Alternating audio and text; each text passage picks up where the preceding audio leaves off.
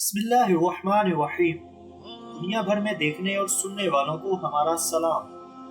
اللہ کے بندو، تم میں سے جو مر گئے ان کی موت سے عبرت حاصل کرو۔ حضور صلی اللہ علیہ وآلہ وسلم کی وفات کے بعد حضرت ابو بکر صدیق نے منصب خلافت پر مامور ہوتے ہیں مدینہ منورہ میں منادی کرا دی۔ رسول اللہ صلی اللہ علیہ وآلہ وسلم نے اپنی حیات طیبہ میں اسامہ بن زید کی قیادت میں جس غزوے کے لیے تیاری شروع کر دی تھی،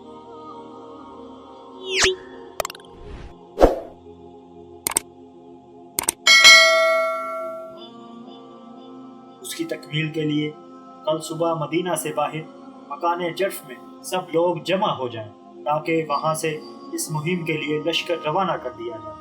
اگلے دن حسب اعلان مقام عود پر اہل مدینہ کا اجتماع ہوا تو حضرت ابو بکر صدیق نے لوگوں کے سامنے یہ خطبہ ارشاد فرمایا، حمد و ثنا کے بعد، جس کا ترجمہ یہ ہے: بے شک اللہ تعالیٰ نے حضرت محمد صلی اللہ علیہ وآلہ وسلم کو تمام عالم پر فضیلت دی اور تمام عالم جہاں سے آپ کی حفاظت فرمائی، اور میں آپ کا تابع فرمان ہوں، نافرمان نہیں ہوں۔ اگر میں راہ راست پر رہا تو تم میری اطاعت کرنا، اور اگر میں صراط مستقیم سے بھٹک گیا تو تم میری گوشمالی کرنا۔ اے لوگو، یہ شام و سحر کی گردش تمہیں موت کی اطلاع دے رہی ہے جو کہ تمہاری آنکھوں سے غائب ہے۔ حتی الامکان لمحہ بر ضائع کیے بغیر اعمال صالحہ میں مشغول ہو جاؤ، اس سے کم کہ تمہارے پاس موت آئے۔ اس مہلت سے فائدہ اٹھاؤ، نیک اعمال بجا لانے میں اجرت سے کام لو۔ جو لوگ موت کو بھول جاتے ہیں وہی اعمال صالحہ کی بجا آوری میں تاخیر کرتے ہیں۔ خبردار، تم ان لوگوں کی طرح نہ ہو جانا۔ کوشش کرو، نجات اسی میں ہے۔ انسان کو اس کی کوشش ہی کا پھل ملے گا۔ اسے پردہ تمہارے اعمال ایک نگہبان ہے۔ موت سے ڈرو اور اپنے آباء و اجداد اور اولاد اور بھائیوں سے عبرت حاصل کرو۔ سوچو کہ وہ کہاں گئے۔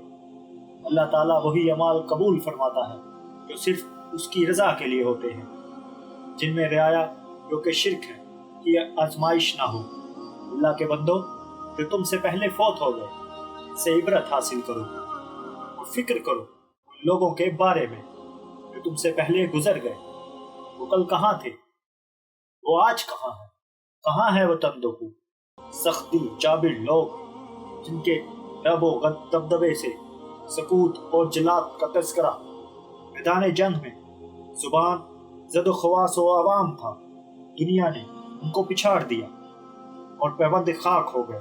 کہاں گئے وہ بڑے بڑے نامور سلاطین جنہوں نے زمین پر اپنے نشانات اس طرح چھوڑے کہ اس پر بڑے بڑے عظیم و عالی شان محلات تعمیر کیے، مگر بالآخر وہ ختم ہو گئے اور ان کا تذکرہ بھی محو ہو گیا، اور وہ ایسے ہو گئے جیسا کہ تھے بھی نہیں۔ خبردار، سن لو، اللہ تعالیٰ ہی ہمیشہ باقی رہے گا۔ اگر ہم نے ان سے عبرت حاصل کر لی تو نجات پا جائیں گے، اور اگر ہم نے اس کی پرواہ نہ کی تو ہم بھی ان کی طرح نابود ہو جائیں گے۔ وہ مٹی ہو گئے، اور جو انہوں نے آگے آخرت میں بھیجا سامان حسرت بن گیا۔ کہاں ہیں وہ لوگ جنہوں نے دنیا میں عظیم سلطنتیں قائم کی اور عظیم و شان شہر بسائے اور حیرت انگیز مضبوط قلعے تعمیر کیے اور ان کو پیش و بہا سامان آرائش سے مرضی کیا؟ وہ یہ سب کچھ اپنے رشتہ داروں کے لیے چھوڑ دو۔ دیکھو ان کے محلات میں کس شان سے دوسرے لوگ آباد ہیں، اور خود وہ قبروں کے اندھیروں میں محصور ہیں۔ کیا آپ ان میں سے کسی کو بھی دیکھتے ہیں یا ان کی آہستہ سی آواز بھی سنتے ہیں؟